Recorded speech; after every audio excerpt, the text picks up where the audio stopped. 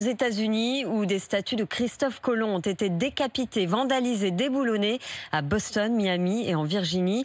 L'explorateur, longtemps présenté comme le découvreur de l'Amérique, est désormais souvent considéré comme une des figures du génocide des Amérindiens et des indigènes en général. Et cette nuit, la présidente de la Chambre des représentants, Nancy Pelosi, a demandé que les statues de confédérés du Capitole soient tout simplement retirées. Cédric Fesch, vous êtes le correspondant de RMC aux États-Unis. Le problème avec les symboles des États confédérés, drapeaux ou statues, c'est que ce sont des symboles de ces États du Sud qui ont voulu faire sécession en refusant d'abolir l'esclavage. C'était en 1860. Et depuis, le drapeau, par exemple, est resté à la fois un symbole des États du Sud comme une région, mais aussi, et c'est là le problème, un symbole de ralliement pour les suprémacistes blancs, nostalgiques de cette époque où les Noirs avaient moins de droits que les Blancs en Amérique. Alors vous comprenez pourquoi on en reparle 2 semaines après la mort de George Floyd, en plein mouvement de soutien aux populations noires. La polémique est relancée parce que l'armée a annoncé qu'elle voulait débaptiser ces bâtiments qui portent des noms de leaders confédérés.